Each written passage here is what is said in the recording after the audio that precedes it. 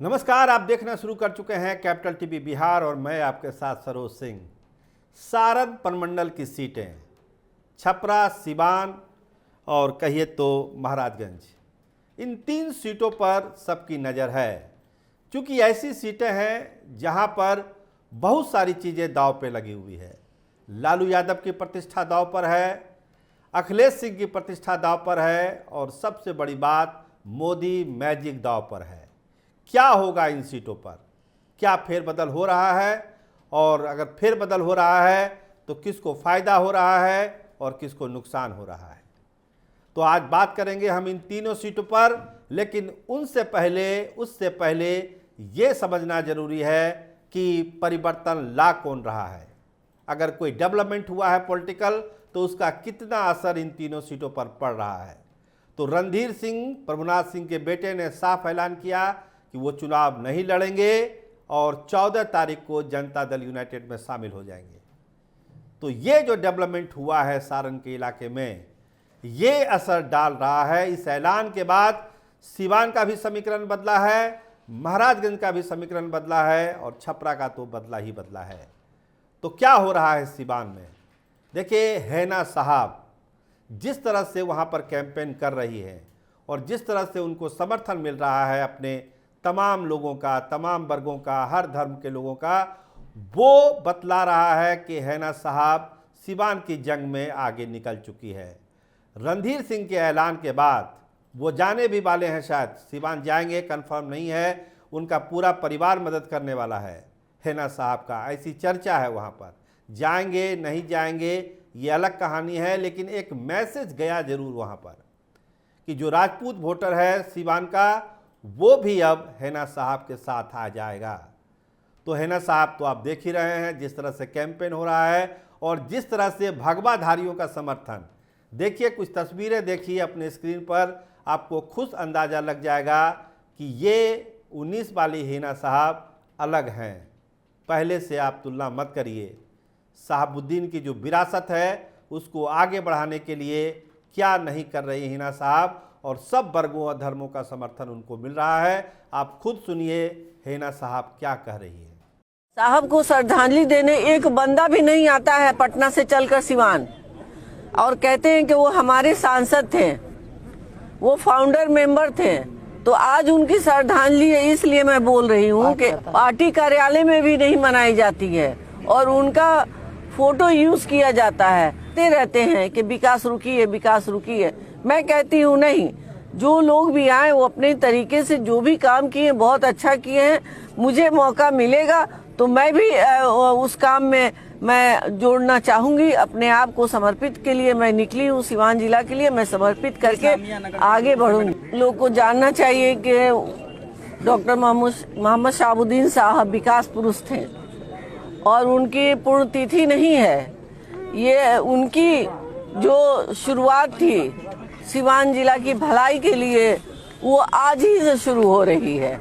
मैंने कल एक कड़ी जोड़ा है और आज से मैं दूसरी कड़ी, तीसरी कड़ी जोड़ती जाऊंगी। यही उनके लिए सच्ची श्रद्धांजलि होगी। के लिए अब जीवन में विधायक और सांसद बनना अहमियत नहीं रखता। रणधीर का पहला लक्ष्य है बिहार से राजद और महागठबंधन को समाप्त करना। इसके लिए हमने निर्णय लिया है। कुछ ऐसे नेता हैं इस जिला के जो जाति का नाम लेकर गाली देते थे, लेकिन राजद में रहने की वजह से महागठबंधन धर्म का पालन करते हुए हम चाह कर भी कुछ बोल नहीं पाते थे। वैसे लोगों को आज आप लोगों के माध्यम से हम बता देना चाहते हैं। अब हम तो आपने सुना कि किस तरह हैना साहब का कारबार धीरे धीरे आगे बढ़ रहा है और मतदान के दिन तक ये कारबार कहाँ पहुँचेगा इसका अंदाजा आप लगा सकते हैं। आइए बात कर लेते हैं महाराजगंज की। ये कहा जा रहा था कि अगर रणधीर सिंह चुनाव लड़ जाएंगे तो राजपूत वोटों में विखंडन होगा और जनार्दन सिग्रीवाल को दिक्कत आ सकती है।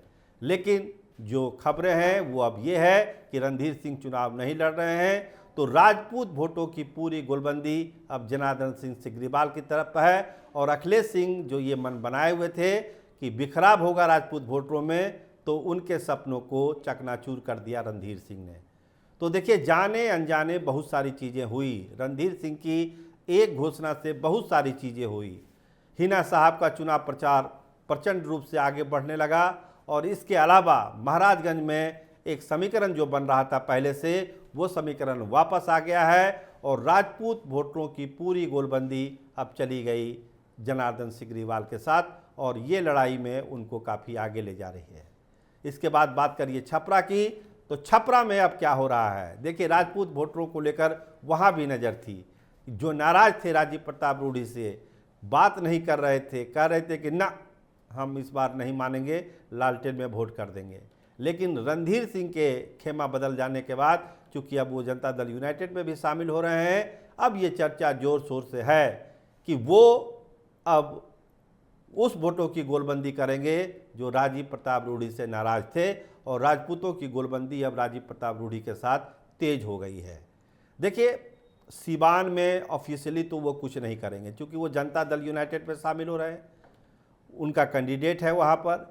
लेकिन मैसेज खुद ब खुद चला गया है सिवान में कि उनको करना क्या है। कोशिश करेंगे रणधीर सिंह, लेकिन मैसेज कुछ अलग गया है सिवान में। राजपूत वोटों की गोलबंदी शुरू हो चुकी है हिना साहब के पक्ष में। इसके अलावा जान ही रहे हैं कि पप्पू यादव का भी समर्थन उनको है और कितने बड़े बड़े नेताओं का समर्थन हिना साहब को मिल चुका है।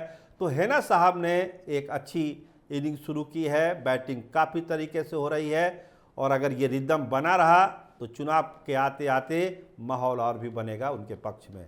लेकिन रणधीर सिंह की बगावत के बाद आरजेडी को बड़ा झटका लगा है और ख़ासकर अखिलेश सिंह को बड़ा झटका लगा है। उनको एक उम्मीद थी कि रणधीर सिंह के खड़ा होने से राजपूत वोटों में बंटवारा होगा, लेकिन ये उम्मीद अब धूमिल हो चुकी है। अब जनार्दन सिग्रीवाल अब रेस में आगे निकलते हुए दिखाई पड़ते हैं महाराजगंज की सीट पर और छपरा में रूढ़ी के नाराज वोटरों को रणधीर सिंह मना लेंगे, ऐसा कहा जा रहा है। कहाँ तक राजपूत वोटों का सवाल है। तो तमाम तरह की चीज़ें हुई। इन तीनों सीटों पर रणधीर सिंह ने जो चाल खेला है, जो दाव खेला है, इसका असर हुआ है। रणधीर सिंह ने साफ कहा कि देखिए, आरजेडी ने हमारे साथ धोखा किया है तो आरजेडी का नामो निशान वो मिटाएंगे। ये उनका अपना संकल्प है और लगता है कि इसी के मद्देनज़र उन्होंने महाराजगंज से चुनाव नहीं लड़ने का फैसला किया है। कितना सही कितना गलत तो वहाँ की जनता बताएगी। लेकिन इन तीनों सीटों का जिसका हमने जिक्र किया, सिवान, महाराजगंज और छपरा में रणधीर सिंह के ऐलान के बाद समीकरण बदला है, बड़ा उलटफेर हुआ है और वो मदद कर रहा है हिना साहब का, जनार्दन सिंह सिग्रीवाल का और राजीव प्रताप रूढ़ी का। इस तरह की खबरों के लिए आप देखते रहिए कैपिटल टीवी बिहार। आपका बहुत धन्यवाद, आपका बहुत शुक्रिया।